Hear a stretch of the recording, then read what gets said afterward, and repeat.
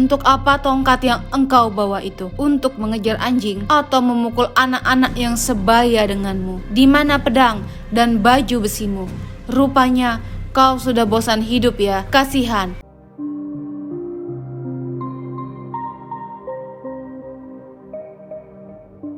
Assalamualaikum warahmatullahi wabarakatuh. Nama Daud disebutkan sebanyak 16 kali di dalam Al-Quran. Sosoknya tak hanya dipandang sebagai Nabi Allah, tetapi juga beliau adalah seorang raja yang adil dan soleh. Tapi ternyata Nabi Daud yang menjadi raja dari kaum Bani Israel bukanlah berasal dari keturunan seorang raja. Beliau adalah masyarakat biasa. Hingga di suatu peristiwa Nabi Daud diangkat menjadi raja. Hal itu menjadikan Daud raja sekaligus nabi bagi kaum Bani Israel. Lalu bagaimana ceritanya Nabi Daud bisa menjadi raja? Dan bagaimana beliau ketika menghadapi musuhnya satu lawan satu yang memiliki postur tinggi besar seperti raksasa? Akan dibahas tentang pertarungan Nabi Daud melawan manusia raksasa. Nabi Daud diperkirakan hidup antara tahun 1040 sampai 970 sebelum Masehi. Beliau merupakan keturunan dari Yahuza dan beliau adalah ayah dari Nabi Allah Sulaiman dan moyang dari Nabi Zakaria, Nabi Yahya, dan Nabi Isa. Kisah ini terdapat dalam sebuah buku yang berjudul Dahsyatnya Doa Para Nabi yang dikutip oleh Syamsuddin Nur. Setelah wafatnya Nabi Musa dan Harun, ketika itu kaum Bani Israel ini tidak memiliki seorang pemimpin. Kemudian Allah Subhanahu wa Ta'ala utus seorang nabi yang bernama Samuel, atau dalam bahasa Arabnya Sami'un. Itu demi menggantikan Musa dan Harun dalam memimpin kaum Bani Israel.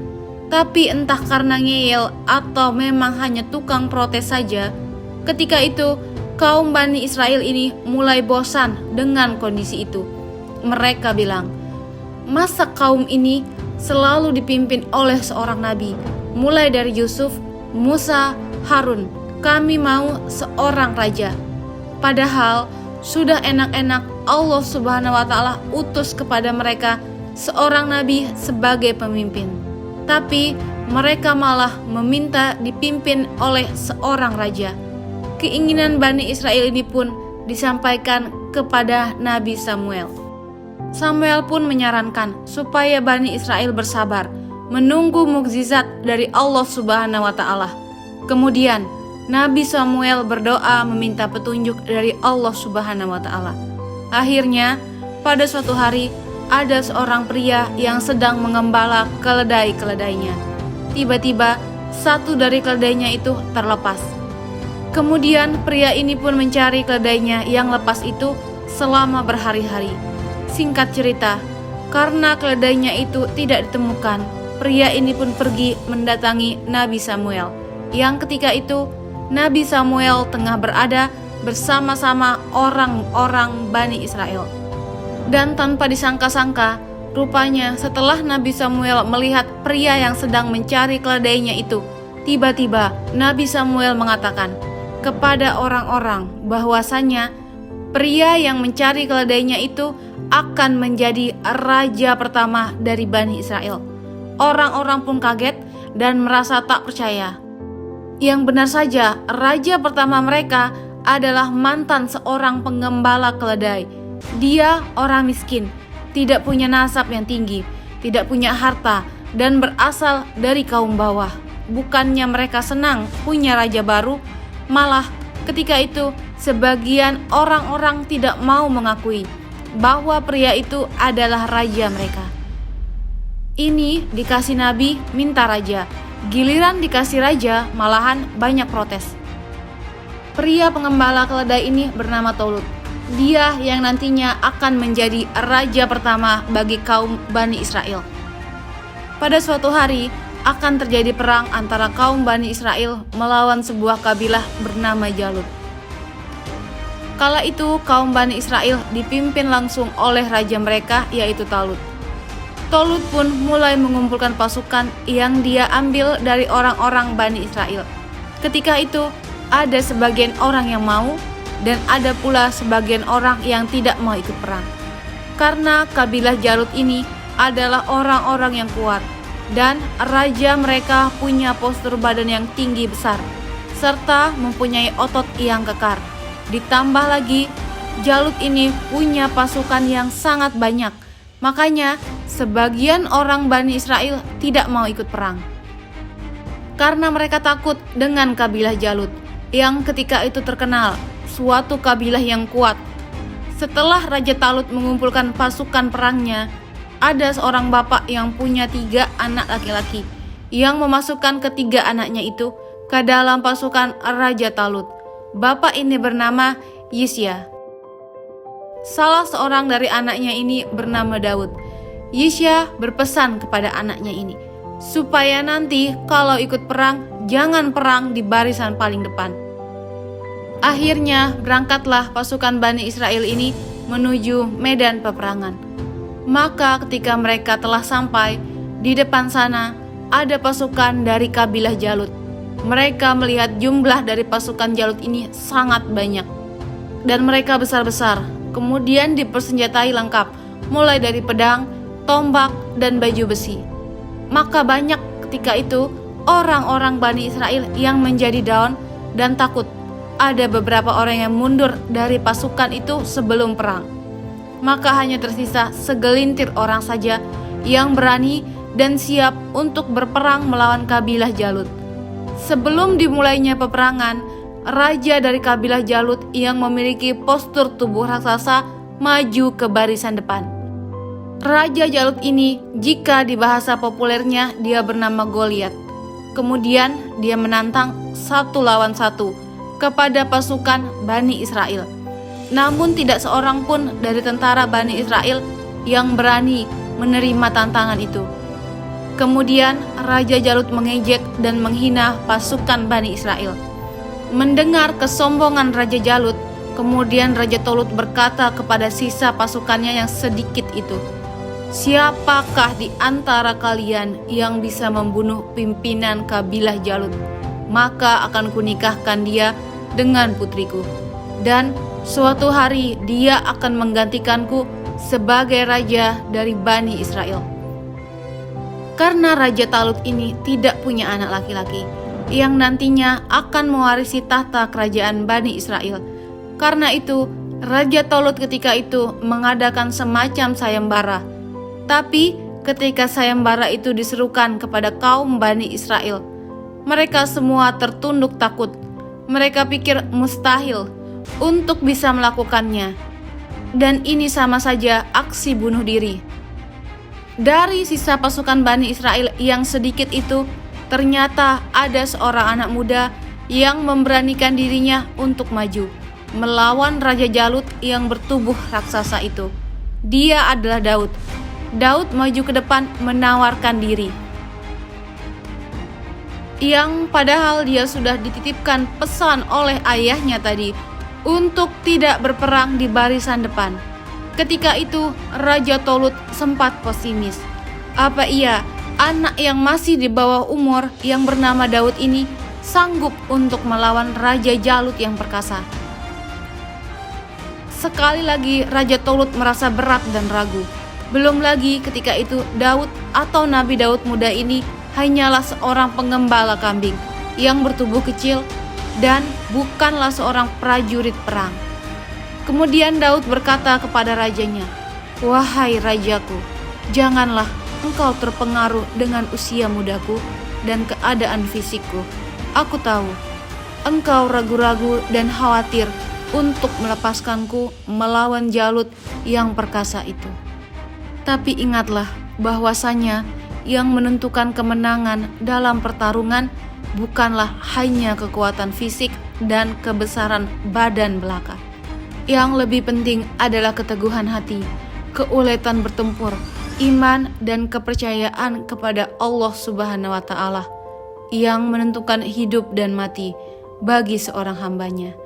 Dengan berat hati, akhirnya Raja Talut mengizinkan Daud untuk maju bertempur 1 lawan 1. Kemudian Raja Talut memberikan pedang, perisai, dan baju besi kepada Daud. Tapi Daud menolaknya dengan alasan belum terbiasa menggunakannya. Ditambah lagi, pedang dan baju besi itu berat dan akan memperlambat gerakannya. Ini merupakan perang pertama bagi Daud. Saat itu dia akan melawan Raja Jalut hanya dengan menggunakan tongkat dan sebuah ketapel saja. Raja Talut merasa keheranan. Kemudian dia berkata, "Wahai Daud, bagaimana bisa engkau mengalahkan Jalut hanya dengan bersenjatakan tongkat dan ketapel? Coba engkau lihat Jalut, dia menggunakan pedang yang sangat panjang, lengkap dengan pakaian besinya." Kemudian Daud berkata, "Allah Subhanahu wa Ta'ala yang akan melindungiku. Taring singa dan kuku beruang juga akan melindungiku dari sabetan pedang dan panah Jalut yang durhaka itu." Ketika Daud dan Raja Jalut sudah saling berhadap-hadapan dan siap untuk bertarung, Raja Jalut berkata, "Untuk apa tongkat yang engkau bawa itu? Untuk mengejar anjing atau memukul anak-anak yang sebaya denganmu? Di mana pedang dan baju besimu? Rupanya kau sudah bosan hidup ya? Kasihan, padahal engkau masih muda. Engkau belum merasakan suka dukanya kehidupan. Engkau masih harus banyak belajar dari pengalaman. Baiklah, majulah kau ke sini.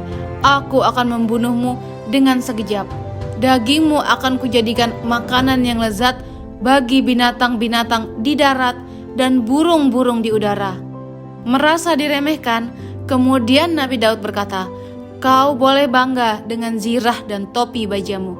Kau boleh merasa kuat dan ampuh dengan pedang dan panahmu. Akan tetapi, ingatlah benda-benda itu tidak akan sanggup menyelamatkan nyawamu dari tanganku yang masih halus dan bersih ini. Aku datang ke sini dengan nama Allah Subhanahu wa Ta'ala, Tuhan Bani Israel yang telah lama engkau hinakan. Sebentar lagi kau akan mengetahui apakah pedang dan panahmu yang akan mengakhiri nyawaku, atau kehendak dan kekuatan Allah Subhanahu wa Ta'ala yang akan merenggut nyawamu dan mengirimkanmu ke neraka jahanam." Mendengar hal ini, Jalut pun mulai marah. Kemudian dia langsung mendatangi Daud dengan pedangnya. Sebelum sempat mendekat, Nabi Daud segera melemparkan batu dengan ketapelnya tepat ke arah kening Jalut. Kemudian darah pun mengalir deras dari kening Jalut hingga darah itu menutupi kedua matanya.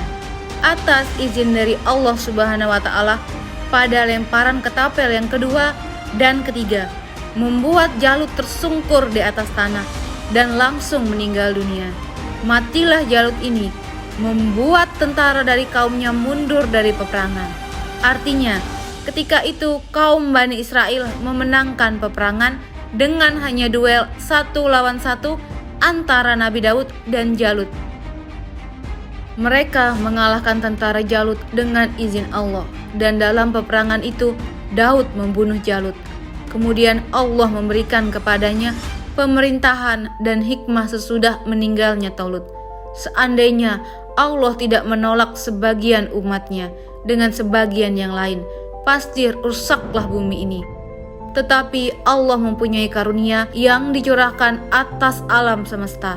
Quran Surat Al-Baqarah ayat 251. Sesuai dengan janjinya, Nabi Daud pun dinikahkan dengan putri Raja Talut yang bernama Mikal. Ketika itu Nabi Daud diangkat menjadi penasihat dan orang kepercayaan Raja Talut. Daud sangat disayang, disanjung, dan dihormati oleh mertuanya dan seluruh rakyat Bani Israel. Di akhir kisah, pada suatu hari Raja Talut meninggal dunia. Tahta kerajaan pada saat itu jatuh kepada Daud. Daud pun menjadi raja bagi kaum Bani Israel. Di dalam kepemimpinannya, Raja Daud memimpin kerajaannya dengan jujur dan adil. Bahkan ia menjadikan Baitul Maqdis sebagai ibu kota kerajaan pada saat itu. Ketika usia Raja Daud menginjak 40 tahun, beliau mendapatkan risalah kenabian dari Allah Subhanahu wa Ta'ala. Kemudian Nabi Daud pun menerima kitab suci Zabur untuk Bani Israel, yang pada saat itu akhlak dari Bani Israel ini sangat buruk, maka diturunkan Zabur untuk melengkapi kitab Taurat yang diturunkan kepada Nabi Musa alaihissalam. Kitab Zabur yang diturunkan kepada Nabi Daud ini menggunakan bahasa Kipti. Nabi Daud pun sukses menjadi nabi dan raja yang berlangsung selama 7 tahun 6 bulan. Tapi ada juga riwayat lain yang mengatakan Nabi Daud diangkat menjadi raja ketika dia berusia 30 tahun dan masa kepemimpinannya selama 40 tahun. Kemudian tahta kerajaan jatuh kepada anaknya yang bernama Sulaiman atau Salomo atau juga Solomon. Beliau sama seperti ayahnya. Sulaiman menjadi raja sekaligus nabi ketika itu. Dan Sulaiman ini lebih hebat lagi karena puncak kejayaan kaum Bani Israel adalah ketika dipimpin oleh Nabi Sulaiman. Namanya sampai tercantum di dalam hadis Nabi Shallallahu Alaihi Wasallam. Ada sebuah hadis riwayat dari Ibnu Abbas. Rasulullah Shallallahu Alaihi Wasallam bersabda, Raja bumi ada 4, 2 mukmin dan 2 kafir. Untuk 2 mukmin Zulkarnain dan Sulaiman, sedangkan 2 kafir Namrud dan Bukhtanasar. Dan bumi akan dikuasai seseorang dari ahli baitku. Waalaikumsalam warahmatullahi wabarakatuh.